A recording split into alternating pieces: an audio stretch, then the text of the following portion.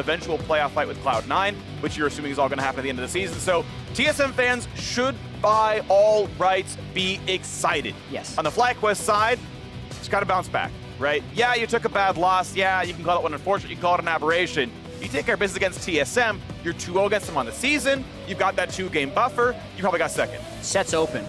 I'm surprised that Sett wasn't first picked. Instead, it's opted for Aphelios. I do like FlyQuest bans of Syndra and Xayah, since there's a combined, there's a 4-0 record by Bjergsen on Syndra and a 5-0 record for Kobbe on Xayah, but yeah, you're leaving that Sett open. Yeah. You're playing a dangerous game to get that Aphelios. Leave the set open, and yeah, the first time in almost forever that Riven is unbanned, and every single player is gonna hover this Riven. You know he wants to. I don't know who wins Sett versus Riven as the matchup. It seems miserable in my head. Yeah. Like, anytime you start, like, prancing around and animation canceling, Sett's just gonna E-stun you and smack you 4 times in the face. And he picks a different champion with a blade that gets longer when you ult. It's going to be Aatrox coming through. A Riven ban not needed. And TSM said, you know what? You care so much about Aphelios, you'll pick that, and we'll get Broken Blade on his 10-3 and 21 set. Yeah, so it's funny with Riven, because basically he played at game 1 of the split, totally styled on the enemy Aatrox. It was against Immortals. Yep. And then it's basically just been permabanned afterwards. What's interesting is Broken Blade was also an insane Riven player when he played in the TCL. Yeah. So I do wonder, like, Riven players know Riven matchups. Sure. And a lot of times Riven gets banned because they're like, wow, well, Viper knows this matchup so extremely well, like, I don't know if I want to chance it. I feel like the Sett Riven matchup is probably just garbage. Maybe so. That's my guess. Sure. But it's also maybe a little bit of a nod to, like, oh yeah, Broken Blade wouldn't do this if he wasn't confident. Well, either way, it's going to be a fun one here as we have mirrored matchups lined up. Aatrox versus Sett in the top lane, expecting good things out of Broken Blade on this one. Meanwhile, MF Nautilus for TSM, FlyQuest Aphelios, Thresh. You want to point out, I'll point out a few times, Aphelios has very, very low base stat durability. If you run Assassination at all, and Thresh, by the way, not a great protector, you can just pop WildTurtle. Yeah, that's why so often you will see it paired with Tahm Kench, Braum, the 2 best kind of tank protectors. Yeah. Thresh is a 3rd place, like solidly in 3rd place, I feel like, just because of the power of the Lantern. So it also allows IgNar to be IgNar in the mid game in terms of trying to find picks, so I don't mind the Thresh pick here. Look at that FlyQuest banning away the Zillion. They're not quite sure what makes the TSM comp tick. They're not, you know, I mean, they just don't want to run into it again, right? It was so good. It beat Cloud9. You something to be immediately afraid of what could happen. The Syndra ban from very early on, of course, very smart there as well. We know it's so good. It's one of Bjergsen's best champions of all time. So, okay, FlyQuest throw a lot of bans over at what are essentially targeted TSM bans, right? It's 3 Bjergsen bans, the undefeated Xayah, and a Tahm Kench for good measure. And Gragas, an incredibly popular jungler, is the logical choice here after they throw a few jungle bans out. TSM, at least after yesterday, just want to pile initiation into their team comps, and I think they're doing the best of it now. People keep hovering Zac. I do think it's good. We've seen it a little bit in LEC and like a tiny little bit in LCS. I know we saw a top lane, but it's a little weaker early, but can really power up towards the late game. So I think those hovers are half serious. Yeah, I think we will see it one day. I think that's very, very likely here as Sejuani's banned. That's maybe the next best tank jungle to pick up as FlyQuest go for back to basics, right? Orianna here for PowerOfEvil, though he's not really played it actually a single game so far this split. No, sorry, 1 game. I just couldn't see the icon. Yeah, I mean, this is exactly the kind of champion you want him on. There's the Zac! Got the Zac. We knew it was coming eventually. There it is. Santorin on his first Zac game of the split here. First of the LCS, I believe. And regardless, it's going to be an exciting one here. I think we'll have some fun. We'll have some really strong engage. Do want to point out, Zac is a fairly low damage jungler, so I know you were talking last game about damage profiles and matching. Zac just wants to stun someone and it's fine. Yeah, and he's green, so he matches FlyQuest colors. That's perfect. That's like added synergy. That's good. Irelia coming through here is also pretty cool, because if they want to, they can flex this towards the top lane. It's probably going to be Bjergsen in the mid lane on this Irelia, though. It does mean that Gragas is their only AP threat, which will make it a little spooky if there can be some good MR stacking coming through from the Zac.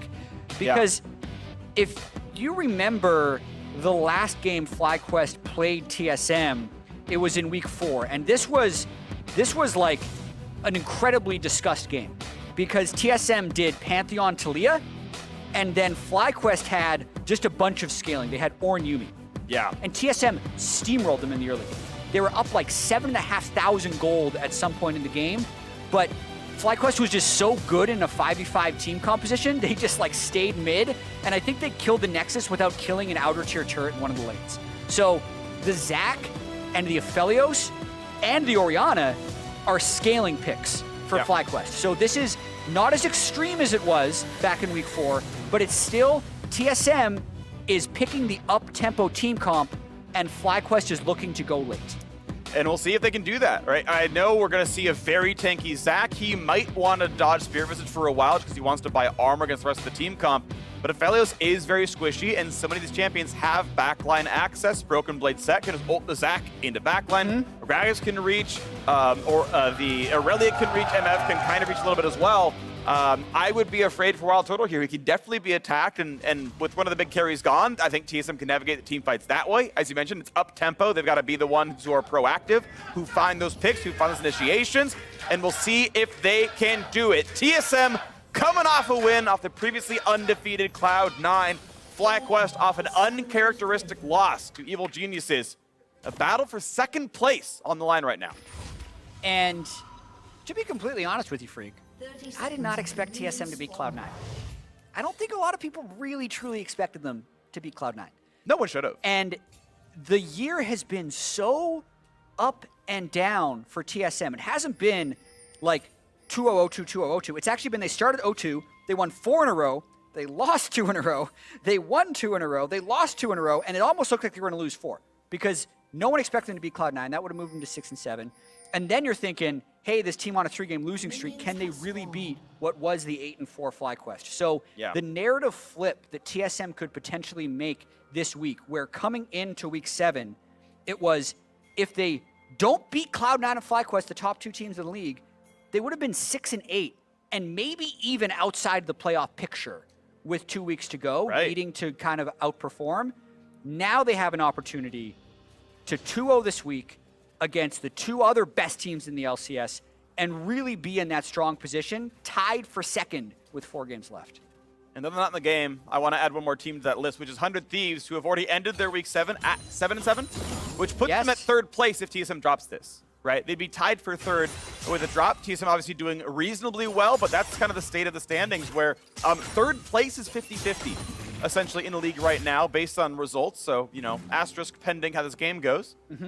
Early pushing as, generally speaking, I think Aphelios wins almost every level 1 laning duel with the sniper damage and the range on it. So expecting Turtle to have the push. Irelia in mid going to be exciting to watch. Going from Zillion one game to Irelia the next. Bjergsen definitely a wide pool of champions to play. Yeah, and as we talked about right at the end of Champ Select, let's just kind of reset what our expectations are coming into this game.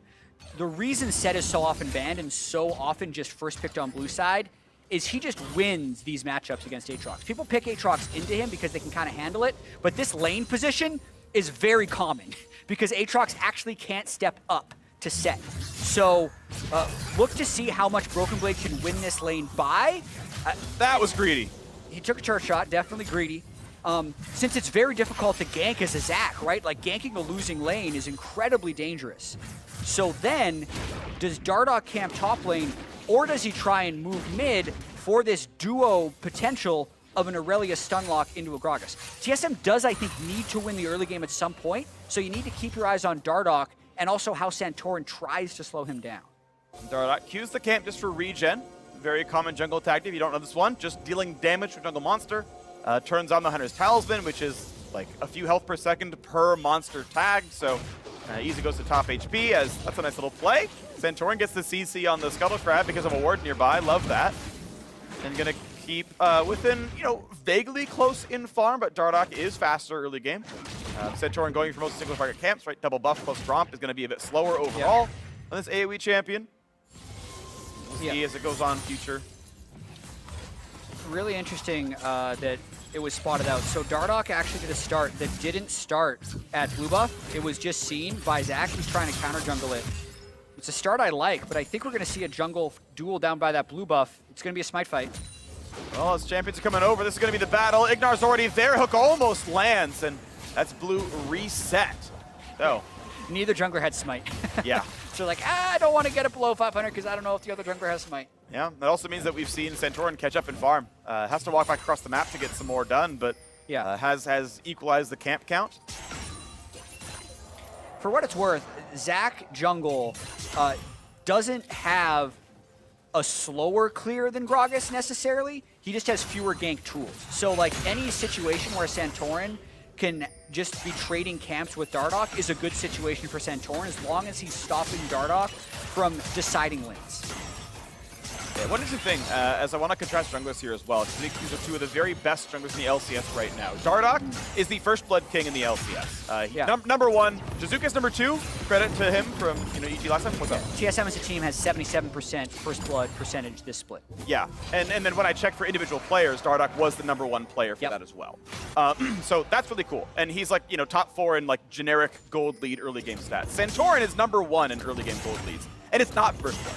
He's not a top 3 ganking jungler, but he's out farming every opposing jungler across the league so far. It's very interesting. They have very different styles, and so it also is emblematic of the player play styles that Santorin's like, yeah, if we trade farm, that's me being caustic. And he was hoping for an opportunity there. If Biofrost would have gone aggressive, he was there for a counter gank, but didn't want to force too hard into the Misfortune.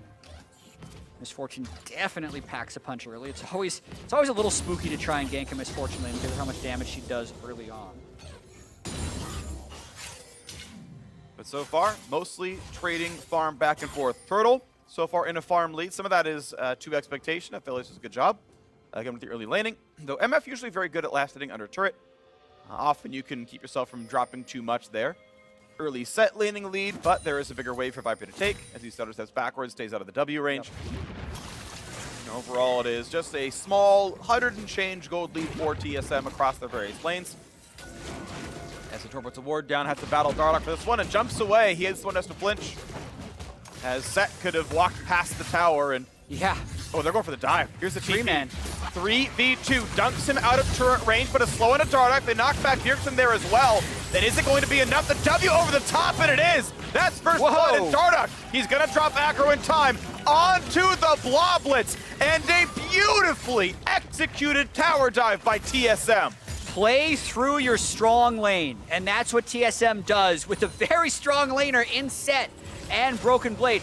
It almost looked like that was going to be stopped when Santorin got that 2-man stun, but TSM was not to be deterred. They just clean house here. So watch this dive one more time. Santorin actually catches both Dardoch and Bjergsen and delays this fight, but notice how the ult actually took Viper out of turret aggro, so the turret doesn't warm up until here, and then Broken Blade lands double true damage on top of Bjergsen's ultimate, and it's just a wash. They easily make this turret dive work, and both kills go on to Bjergsen, so he can take that gold into this mid lane matchup. That was nothing short of impressive. I did not know that dive was going to work, but it worked so effortlessly. Yeah, we've been doing some dive rating segments on Countdown. 10 for me. I want to see him do that one. That is one of the best rated dives we've seen. We didn't rate it, chat. It was one of the best dives we've seen. Yeah, well, we don't have the cards up here, so we can't hold up numbers. I'll hold the 1, you hold the 0. Yeah. That's backwards, though? Yeah, then people are going to be like, what angle are we looking at? Why is Jack giving Why is that a 0? 0-1? You need a card that says 2. I know. Well, regardless, well done. And TSM off to a very hot start, and it continues TSM's lead of, they get first blood almost every single game. Dardoch involved in both. That was just amazing. Now as the bot lane's pushing down, it is still a farm lead for WildTurtle, but it's now FlyQuest to come back from an early deficit. And one last thing I'll point out about that dive is PowerOfEvil had just teleported back to lane. So Bjergsen could have reset himself. I think past overly passive versions of TSM would have had just Bjergsen recall and match TPs to be like, oh yeah, I can't fall behind in this lane. Instead of TPing back to lane like PoE, Bjergsen TPs top lane and makes something happen. Well, TSM also now on the bottom side of the map. Even though there was some top lane pressure, Santorin was the one up in the top lane trying to defend. There was no Drake answer back then, so TSM picking up a lot of everything. Team that normally does forsake dragons for things like kills and tower dives and tower kills, they get to get both. Yeah, I think that is the correct thing to do in this game. If you are a team comp, and this could be wrong, there's going to be exceptions, but I've been thinking a lot about how I think the Dragon system should be playing out. I think if you're a team comp that you think gets outscaled, you should absolutely be taking early Drakes, because the Soul is one of the ways you can cheat your scaling. Yeah. Right? You can say, once I have the Soul, no, I will outscale because the Soul is so powerful. But conversely, if you're a team that has the scaling advantage, it's totally fine to give up a Drake and just try and take pressure elsewhere. You can give up 2, you can give up 3 sometimes, because one individual buff of each Drake doesn't end up netting that much overall power. It's really when the Soul comes in. In this situation, FlyQuest wasn't actually able to trade pressure, so it's one of those things where it's like, that's not like amazing strategy, but it's not the worst thing for FlyQuest to give up an early trade. Yeah, I would say mathematically as a very, very blunt, hold on, this is going to be just a bit of damage.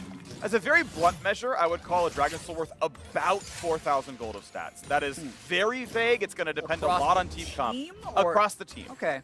So the reason for this is a Mountain Soul is worth about 300 health, which is very easy to math out. Now, it's also technically regen, because it comes back out of combat. Again, there's complexity here, don't get me wrong. But an easy baseline is 4K. Now we've got the chance at a fight as FlyQuest looking to contest now. Is this going to be a nice pullback?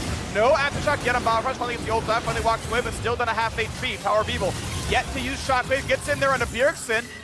No fall through just yet. Now the dunk to the backline, trying to find that single kill. Viper gets a knockup and knocked back as well, but just barely jumps away. Kills so far not coming through as TSM might look for their way out. Oh, nice that hook onto Bjergsen, jumps to the Herald, and then flashes over the wall. But that is summoners down for TSM, and FlyQuest able to go for this Herald.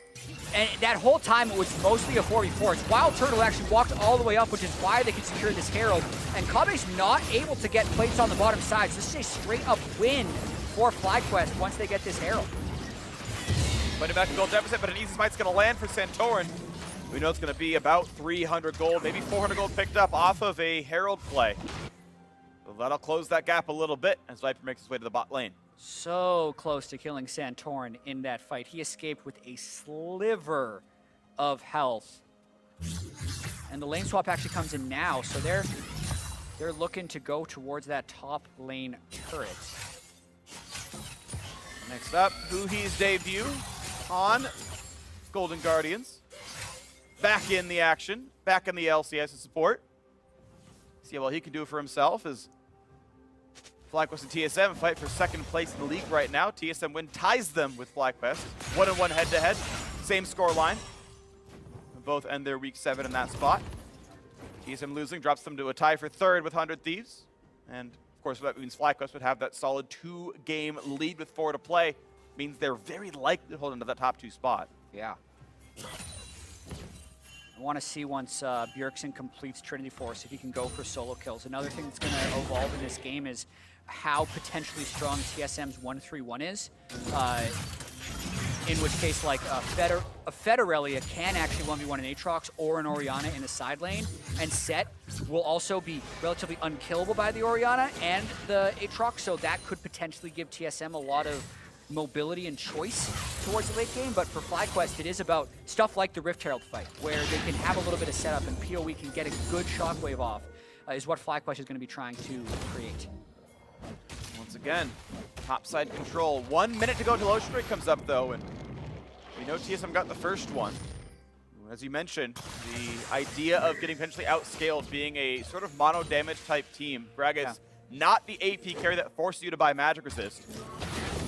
Yeah, it's not a hard outscale. Sure. Right? There's always different degrees. It's like a spectrum of scaling, of course, so to speak.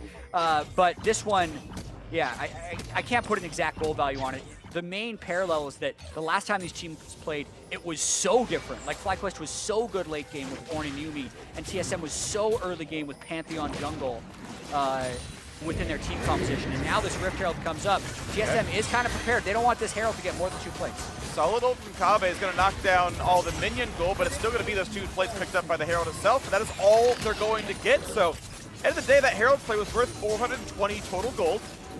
And, you know, some time for Turtle to earn up, but there could be a re-engage now as Dardoch walks in. They're going to find IgNar, and he does not have a way out. Santorin, though, wants in. Ult to the top. Not quite going to find that kill just yet as TP's flood through, and Santorin still has to run away. Bjergsen TP's in just to get the disengage out. Noble attempt by IgNar to save WildTurtle from a Predator Gragas, but cost him his own life. I gotta say Biofrost ended up playing that extremely well. The stopwatch basically stalled the re-engage attempt from Santorin. Didn't allow him to find a second target with his stretching strike on Zach. I think that's still the name of it. Yeah, pretty sure. The Q. Yep, the Q. It is, stretching strikes. Beautifully done. TSM, though, pretty much on cooldown. Not a lot of time lost. Right away onto the Ocean Drake, going to claim that one yet again. TSM yet to lose a turret.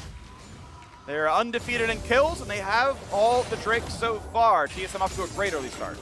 Yeah, watching this play one more time, you can see Sweeper comes through for Dardoch. He's ready to go. IgNar says, hey, stop! He actually has Flash, but never gets a chance to use it. It's actually a full CC lock from Body Slam into Nautilus Hook into Nautilus R. But then right there, the Aphelios Assault basically doesn't explode on both people because of the stopwatch, and the Zac stretching strikes can't land true. Perfect time. Away. Yeah, beautiful stuff. Biofrost, definitely a strong performer. Has been a big boon to TSM here as we get a quick reconnect out of Dardoch. We'll hear what that's about in the future. But for now, it's hey, TSM fans should be happy. I mean, this team is returning to form to a certain degree. The Dardoch experiment, I think, was a huge question mark coming in. Dardoch has failed on so many teams.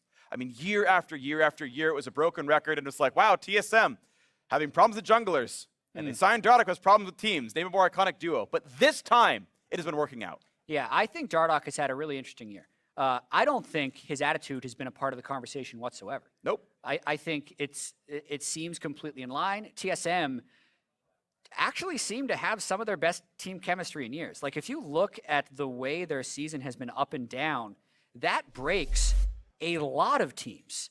But for TSM to have that 0-2 week against Liquid and COG and then beat Cloud9 does speak well. Yeah. Right? To the overall team. I think Dardoch, since we have a game pause, we can talk about some tangential stuff. Like, I think Dardoch's early games have been incredible. I think he's made a decent number of mid-game mistakes, and some of his team fights have been poor. Some of them have been pop-off moments, but he's had that, like, mid-game inconsistency. Yeah. The whole TSM team has been inconsistent, but this game in particular, 1,500 gold lead. What a shot. 2 Drakes. Yep. It is very important to moisturize. I mean, he's like just going to town. Like, those are some moisturized, like, that is moisture. Look at that. I will say I have a thing of chapstick in my travel backpack as well. Yeah. So I'm like on the airplane, like digging through, like, what do I have? Like, some chapstick, and I'll do that as well. No, I used to not do it when I was like 17 or 18 with chapstick because I didn't like it. I was actually kind of afraid of people being like, oh yeah, you're putting on chapstick, and then like my lips would crack in the summer. Oh yeah. And like they would bleed. Just use chapstick if your lips are dry. Yeah. That's like my PSA for this individual moment. It doesn't have to be, specific chapstick, we're brand agnostic for lip moisturizers, but by the way, call us up at the LCS if you want an official lip moisturizer. We sell sponsorships on the show. True. Okay, fair enough. I don't know why I'm shilling for hypothetical lip moisturizer companies. About the game, though, I still actually do think it's anyone's game. I do too. Yeah, because you can see the gold is only. What a segue. Yeah, I know. About the game, though, 1,500 gold different with a 2 Drake to 0. I'd heard 3 minutes for the pause. I think they're just doing a quick restart for Dardoch to get back in. Yep. This can be a comfortable place for FlyQuest because of the Zac Orianna. And we know how well PoE's Orianna can scale, and he's currently sitting at 10 CS per minute. So he's going to be able to power up throughout the rest of this game. And all of the stakes that we set before the game are still completely on track, where FlyQuest still has a chance to do another one of these scaling shows against TSM, 2-0 them for the season series, and be alone in second. Yeah. Or TSM can continue their streak of only having 2-0 or 0-2 weeks. I mean, I think, to me, it's like you just don't break streaks like that. I just think TSM's going to win this game just for that reason at all. Sure. And it's also the most counter-logic streak as well, because this was, back when Liquid was supposed to be bad and we knew CLG was bad, that was like, oh, you're going to win those, and that's going to be great. And that was the 0-2 week. They're against the top 2 teams. They're winning against these 2. So that's actually very impressive overall. As Dardoch's about to get back in. This to me, I know we talked about it a little bit, the vague opinion that, okay, yeah, we think FlyQuest outscales.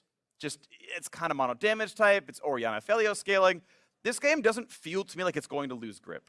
And that's just like, vaguely, it feels like TSM's playing very well, so they won't. But I feel like they're gonna remain in control.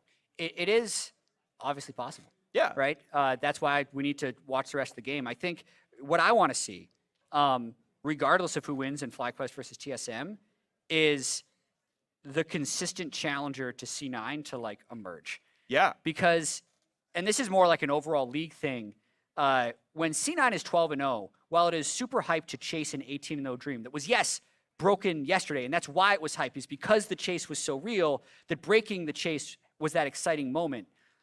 You still end up kind of losing interest in like the other 9 teams because you say, well, if they're so much better than everyone else, then what's everyone else doing?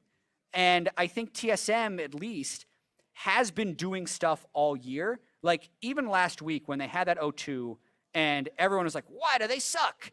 They did look like they suck on stage in some of those games, but it felt to me like they were overthinking their own strategies. They were doing these hyper-specific things, like Pantheon Talia against FlyQuest, right? Like Kale Top against Team Liquid, like Ezreal Senna against CLG. Yeah. Kind of compositions that literally no one else was doing. Like they kind of needed that to get their edge. But now that they're kind of back to this stuff, Zyracon, forcing bans on Zyracon. Sure, the Irelia mid's a little bit of a curveball, but they're only doing like one curveball a game.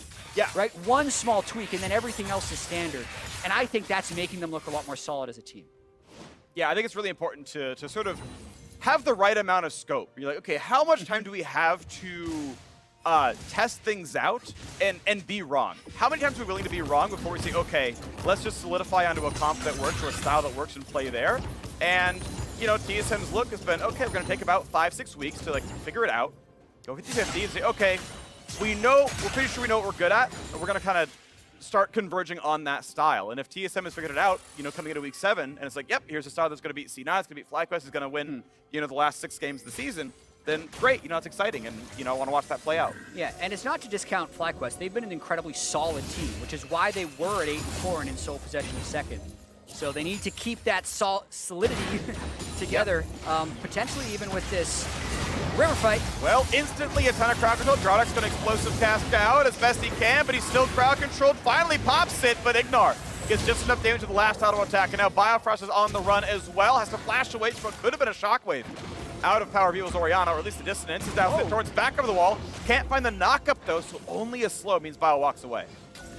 Big time pick in the river as the Rift Herald is fairly close to respawning. That's the control that FlyQuest is looking over. When we talk kind of about Dragon Theory beforehand, a lot of times if you are the team with better team composition scaling, it's like, do you prioritize the Drakes to get set up a Rift Herald? Because if you get Rift Herald, you keep the gold close enough that you never let the other team get Dragon Soul. And it looks like that's what FlyQuest could be in position to do after killing Dardoch and getting a little bit more river control right there. Yeah, I think it also even, to your sort of point about, you know, the late game team tries to get gold, the early game team tries to get drakes. Yeah. Oversimplified, but I think accurate. Yeah. That also kind of speaks to the fact that items tend to be multiplicative with one another in general. So if you're like, well, yeah, I scale better with crit and other things like that. It's like, well, gold is how I finish my 3rd crit item, or, you know, finish high E or whatever, and it even lines up on that axis as well. So I think there really is some, even just sort of on a pure mechanics level, emphasis or sort of push toward that being the way you play it out. Haven't seen top lane fight in a while. You know, the last game was very exciting top lane, right? It was solo kills level 5 and then ganks all over the place. This time around, it's, you know, there's been some pushes. There was a cool tower dive, don't get me wrong. TP advantage for TSM, actually, so it's interesting that FlyQuest is trying to contest this. Viper has a long way to go. Yeah, saw Biofrost trying with the Q, but IgNar's able to walk away. Once again, looking at Viper walking up, so now he's there. Will they force Sett's TP? There's a lot of damage already, and that's going to be Bloblets down. That's probably the cleanup as well. No fight to be had. Santorin caught out. Kobbe now on the board of the kill.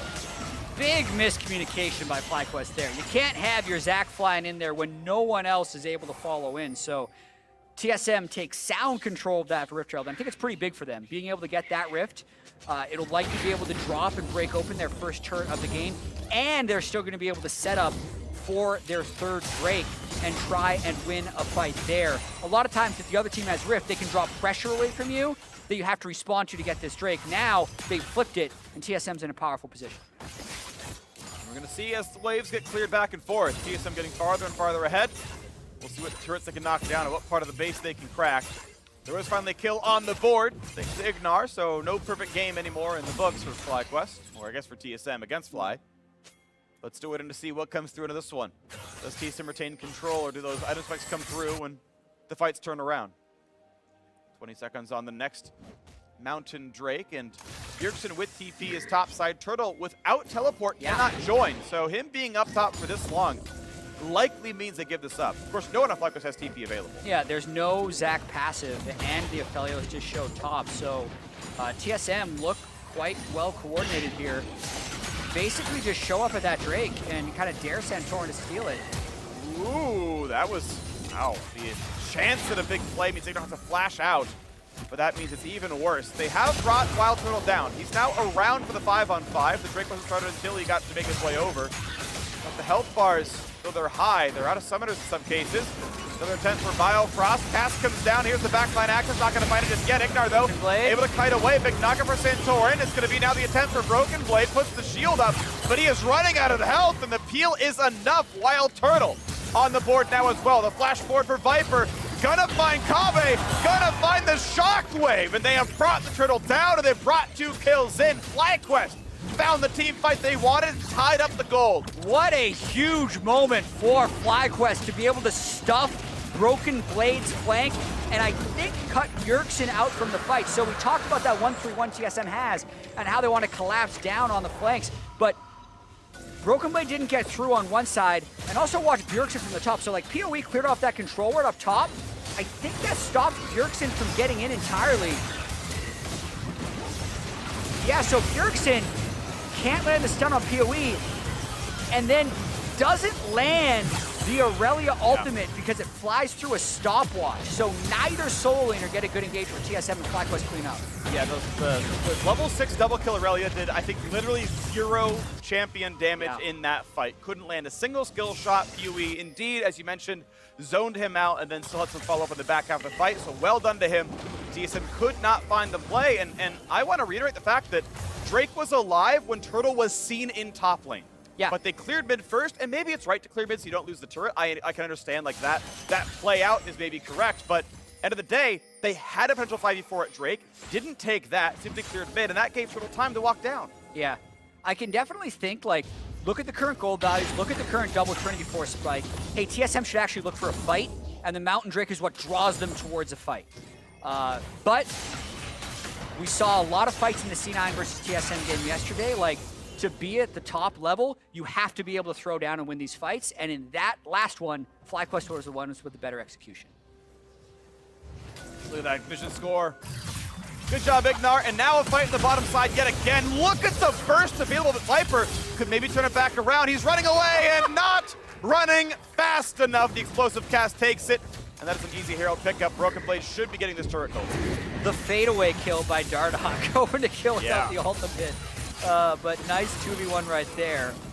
Likely means a turret trade, though. He's going to find stun to himself. Turtle going to knock down that turret, as FlyQuest now have 2 turret kills themselves. Got the solo turret in the bot lane a while ago from Viper, then he was traded back. But with that Herald, Broken Blade gets 2 turrets down to the bottom lane, so really nice stuff there. There's a lot of extra gold on Sett. Yeah, once he kills that turret, he actually only has a 300 gold lead on the Aatrox.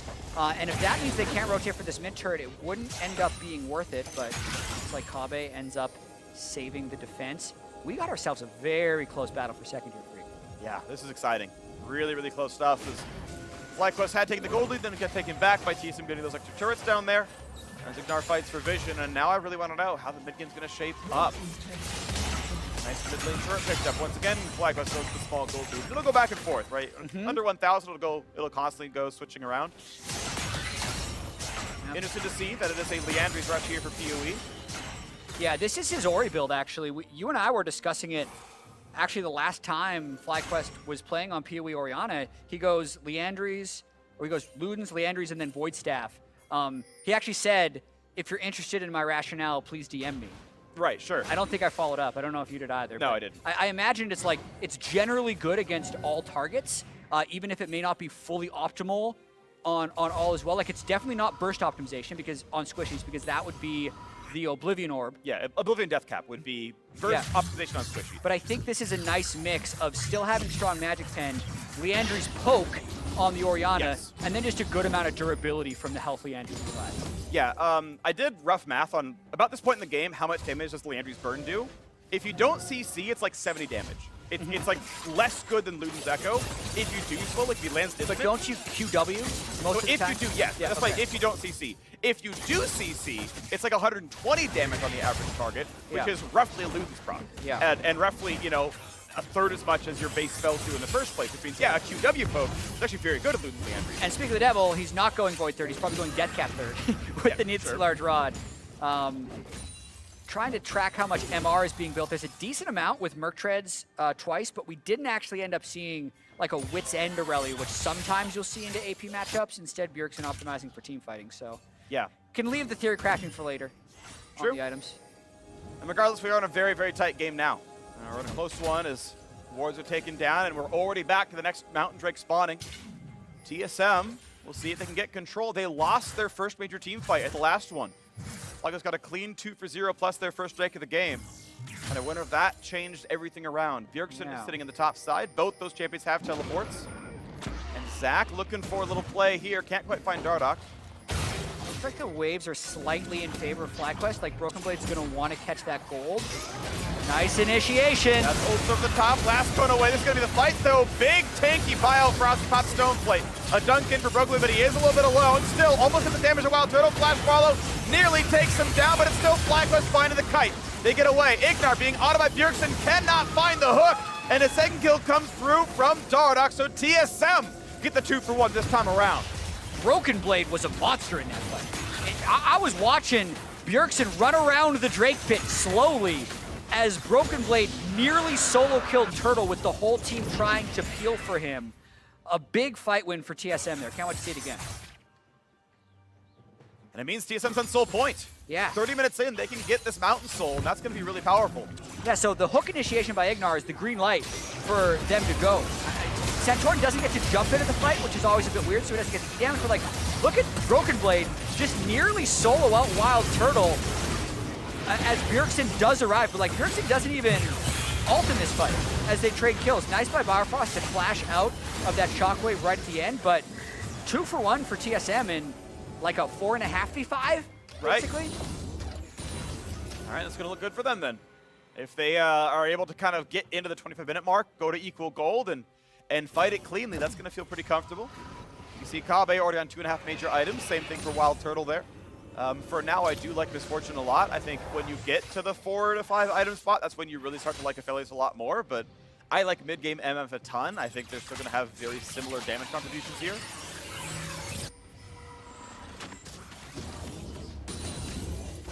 And I'm kind of waiting for the next major team fight to happen because I feel like the silent split push is mostly for wave control. I think we're you know, fairly low impact on plays in this mid game. Yeah, I think that last fight does show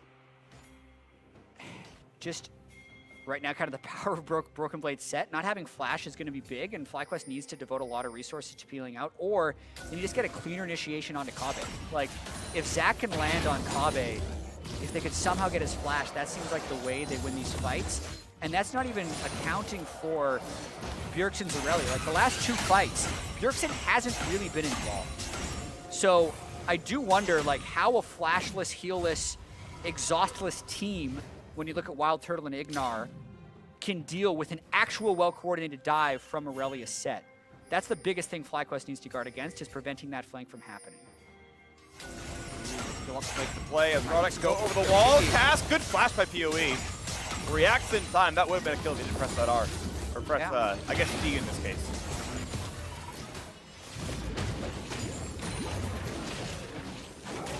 Dead even gold. Yeah. Until now. Gold lead. TSM going to feel comfortable as Bjergsen split pushing is working, and both teams just jumping back and forth. The gold leads have never been very large on either side. Bought back pretty cleanly. Easy wave clear for in front of Aphelios. That's going to run out soon. Yeah, fitting battle for second. I think TSM is mostly just saying, all right, let's hope the Baron doesn't become a thing. Let's not get picked off, and let's win this Mountain Soul fight.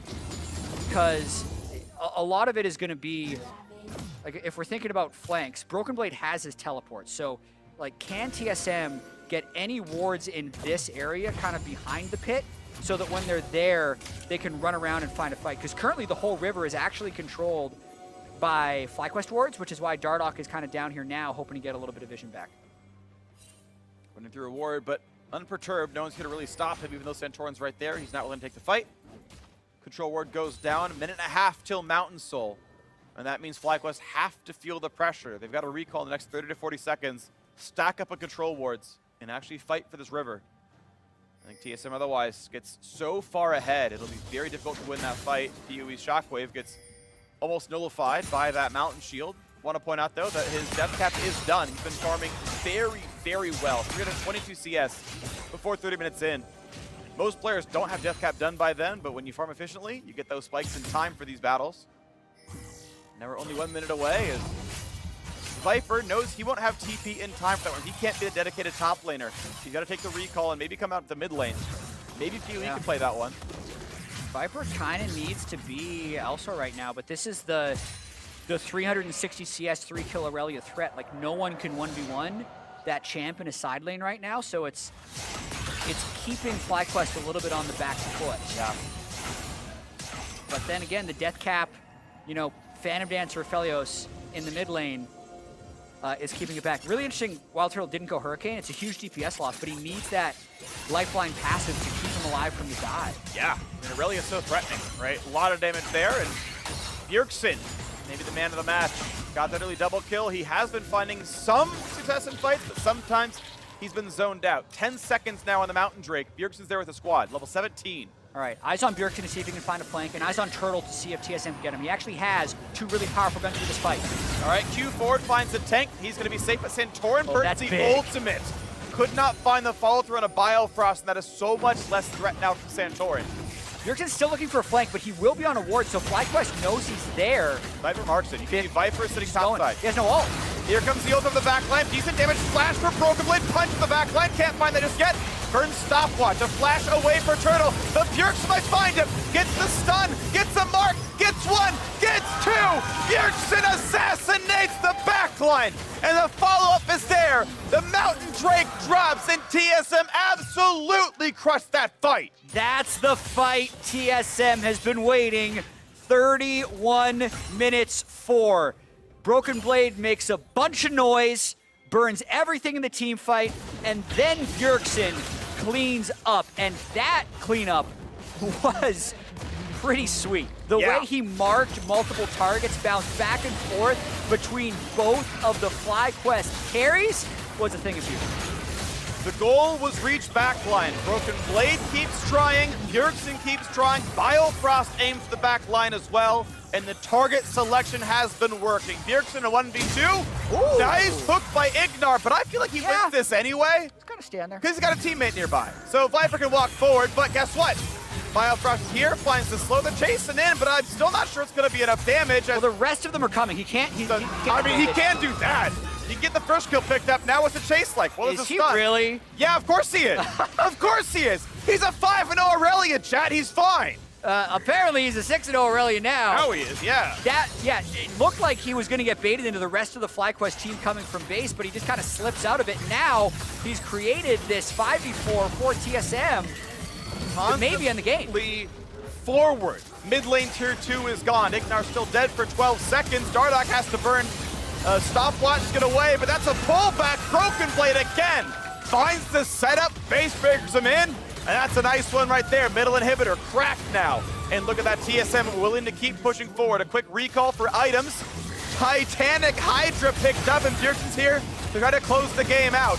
Viper's days are numbered. Guardian Angel popped. There's the dunk into the back line. They have caught yet another attempt as Santorin has dropped now as well.